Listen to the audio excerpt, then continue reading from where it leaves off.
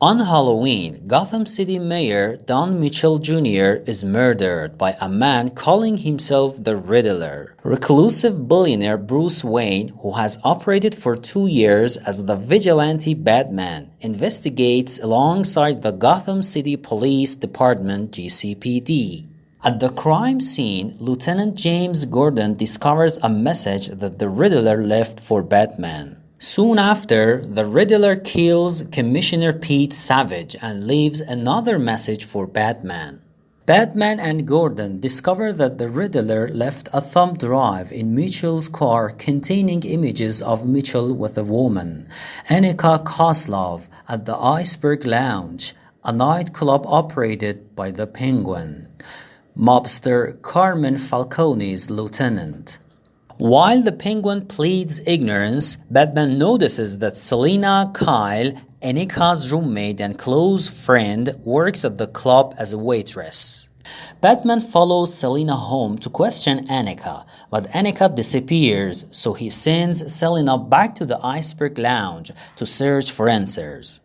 Through Selina, Batman discovers that Savage was on Falcone's payroll as his district attorney Gil Coulson. Selina shuts off communication when Batman presses her about her relationship with Falcone.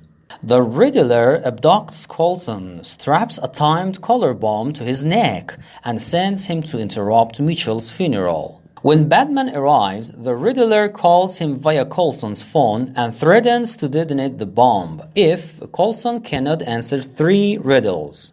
Batman helps Coulson answer the first 2, but Coulson refuses to answer the third, the name of the informant who gave the GCPD information that led to a historic drug bust, ending mobster Salvatore Maroni's operation, and dies.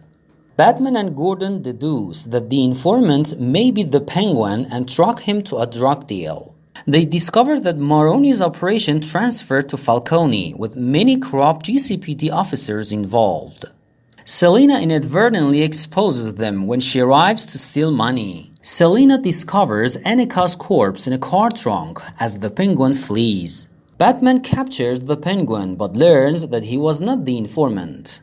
Batman and Gordon follow the Riddler's trail to the ruins of an orphanage funded by Bruce's murdered parents, Thomas and Martha Wayne, where they learn that the Riddler holds a grudge against the Wayne family. Bruce's butler and caretaker, Alfred Pennyworth, is hospitalized after opening a letter bomb addressed to Bruce. The Riddler leaks evidence that Thomas, who was running for mayor before he was murdered, hired Falcone to kill a journalist for threatening to reveal embarrassing details about Martha and her family's history of mental illnesses. Bruce, who grew up believing his father was morally upstanding, confronts Alfred, who maintains that Thomas only asked Falcone to threaten the journalists into silence and planned to turn himself and Falcone over to the police once he found out the journalist was murdered. Alfred believes that Falcone had Thomas and Martha killed to prevent this. Selina tells Batman that Falcone is her neglectful father and plans to kill him after learning that he strangled Annika because Mitchell inadvertently told her that Falcone was the informant. Batman and Gordon arrive at the Iceberg Lounge in time to stop her, but the Riddler shoots and kills Falcone as he is being arrested. The Riddler is unmasked as forensic accountant Edward Nashton and is incarcerated in the Arkham State Hospital, where he tells Batman he idolizes and took inspiration from him when targeting the corrupt. Searching his apartment, Batman learns that Nashton has stationed several car bombs around Gotham and cultivated an line, following that plans to assassinate Mayor-elect Bellariel. The bombs destroy the seawall around Gotham and flood the city. A shelter is set up in an indoor arena where Nashton's followers attempt to kill Riel but are stopped by Batman and Selina.